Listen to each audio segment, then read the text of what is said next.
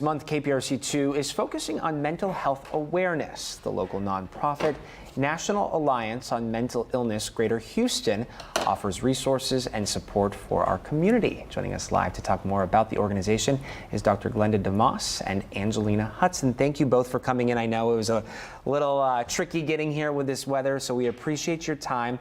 Talk to us more about the in-depth differences, the different services that you offer to people in need. Well, NAMI Greater Houston started in 1988 in Houston, and our primary focus has been for many years serving the families that are first entering the journey of a mental health diagnosis. You know, where do you go? How do you survive this? What do you do when your loved one comes home from the hospital? What do you do if they don't even accept their diagnosis? That was our primary focus for many years, and it still is. What we've added to our plate is breaking down the stigma, addressing the public education and awareness, and focusing on the workplace. And there are so many layers to this, as you mentioned. You know, I never even thought of, you know, what if that family rejects this person's diagnosis? And that's often. Reality for so many, too many. Absolutely. I know your organization has a game-changing initiative that's currently taking place. Talk to us about what it's called and how it works, how people can benefit from this. So our CEOs Against Stigma initiative is a big deal for us. It's something that we're rolling out, and this is our way of tapping into the workplace, making sure that CEOs understand the importance of protecting their mental health first. And when they protect their mental health, it bleeds off onto what they do for their employees. We were talking about the importance of making sure that others understand that it's everyone. We all have mental health. And that doesn't mean that we're low performing or anything like that because we're experiencing anxiety. We just need a little push. And oftentimes I find we only talk about mental health when it becomes a problem. But the fact is we all have it. And not often enough are we talking about it outside it just being a detrimental situation. Sure. We have this mental picture of what mental illness looks like, not recognizing that everybody just has a degree of either wellness or unwellness. And whether or not you survive that depends on what type of intervention you have and what type of support you have. So we believe that attitude reflects leadership. So if we start at the top, we know it'll be a game changer for the employees in the Greater Houston area. You know, that's fascinating too. I look forward to seeing more and hearing more on this initiative because, you know, again, when we think of mental health, we often think of it in the confinement of your home and not in the workplace. This isn't a light switch. You just can't turn this on or off when you step out the door. And so, yeah, it is. It could impact your place of employment. And to be honest, the pandemic is what brought it to light.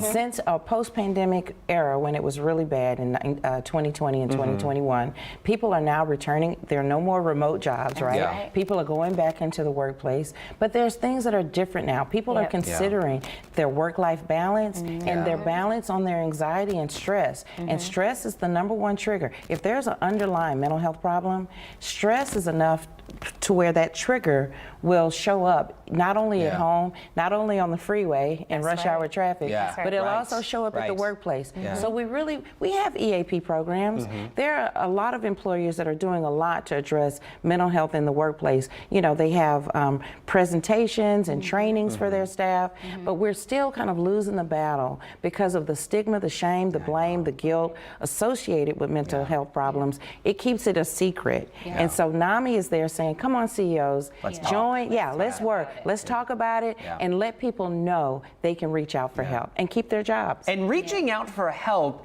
it's power, right? It's control. And there's nothing wrong with doing that. And I think the more we talk about that, the more we talk about doing just that, can go a long way. On not Monday, what is today? Today's Friday. Wednesday was May 1st. It kicked off Mental Health Awareness Month. I was invited to another local organization. They were hosting an art show, and I was invited to be a judge. And a lot of the artists of these pieces of art were suicide survivors, are suicide survivors. They are also staff members. And so it was really an incredible opportunity to speak with them. And one gentleman that I was talking with, he's Hispanic, and he was talking about how within his community, mental health is viewed as a weak, talking about mental health is a weakness. And so if somebody shows that they are struggling with their mental health, they are perceived as being bored, and they have to get to work. They have to work harder. That's right. And so they don't talk about it. Within the Black community, oftentimes people go to church and they pray it away. That's right. We know That's these things right. don't work. That's and so right. if we can reach these people, and we have plenty of issues too within this community. You're right. But in your minority communities, Yes. you know, you already are dealing with the fact that you might be facing racial discrimination. Yeah. You might be, Disadvantaged, you know, in a place where there's these ceilings that you More feel like you can't. vulnerable. So the last thing you want to talk about really is Right. any health Right. issue, Yeah. especially mental health, because there's such a taboo topic. But I can Yeah. tell you this, on May 18th, we're having a walk. I was It just is gonna one ask of you the about this. I love largest this. walks in the Houston area for mental health. Yep. And we had over 3,000 people last year. We're looking for that many or more this year. And it used to start off with those who took our classes, who attended our support groups. It was a reunion of sorts. Now it's clinicians, advocates, politicians, everybody who amazing? cares The about the community, mental yeah. health community at large are going to be at this walk. And I tell parents, listen, come to this walk. If you can't get answers on the phone, you know, you call a hospital or you There call will a be doctor, resources there. you can't get through, Yeah. right? But they're going to be at this walk in their tennis shoes Yeah. and their t-shirts. So we say, come to the walk and ask all those questions Yeah. that you can't get answered on the phone. I love that. It truly does take a community, Yep. and putting a spotlight on it Yep. is Our incredible. walk is one of our biggest deals that we put on every year.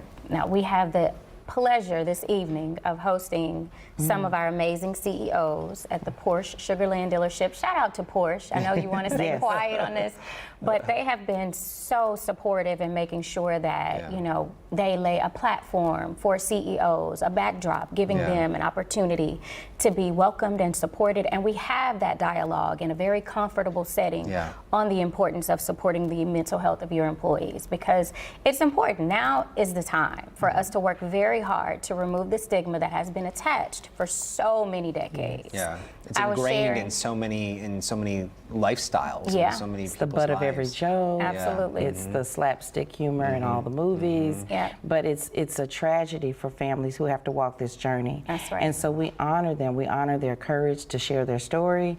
We honor the individuals who are working out their own recovery Yeah. plans, and we stand by them. And that's what NAMI does that I think really sets us apart. We don't diagnose. No, We don't I treat. diagnose, but- You diagnose. You diagnose. But as our organization, But though, the organization, we walk the journey. We say you are not alone. Yeah. We have a book right now on Amazon.com. It's a NAMI book. You are not alone. The first half, anecdotal stories about, you know, what it is to have the lived experience. The second half of the book, experts from all over the country asking the most frequently asked questions about mental health. And what I've learned as a clinician, that many grow and change through lived experiences. So when you get an opportunity to either hear it or read it firsthand, it shares with you that insight that, you know what, I can overcome this. Yeah. Like, this If isn't you something did it, Yeah. I can right. do it. This is right? something I can that do it. I can do. Paving I the can way, do. yeah. Absolutely. And so many people sadly struggle in silence, and I think reaching them too, right? And Right. letting them know they are not alone. You're that not there's alone. an entire community out here to lift you up, to help you on that journey to be the best that you can be. That's Don't right. let it define you. That's right. It's only a part of your story. Yeah. That's right. So piggybacking on our event for the evening, we do have a really cool shopping event. You know, most of us, we love to shop, right? And I'm that clinician that loves to shop. So I reached out to Alice and Olivia, which is one of my favorite brands. And they have been so gracious to extend their store to us May 19th. So you will be shopping with Dr. Damas, cupcakes and champagne, Oh. promoting and cultivating mental wellness for women. So May 19th, if you guys are, you know, interested, make sure you sign up. All of this information can be found on our website, CEOs for Against Stigma. Okay. So we're excited. Dr. DeMoss, Yeah. Angelina Yes. Hudson, thank you so much Thank for stopping you. by. Thank you for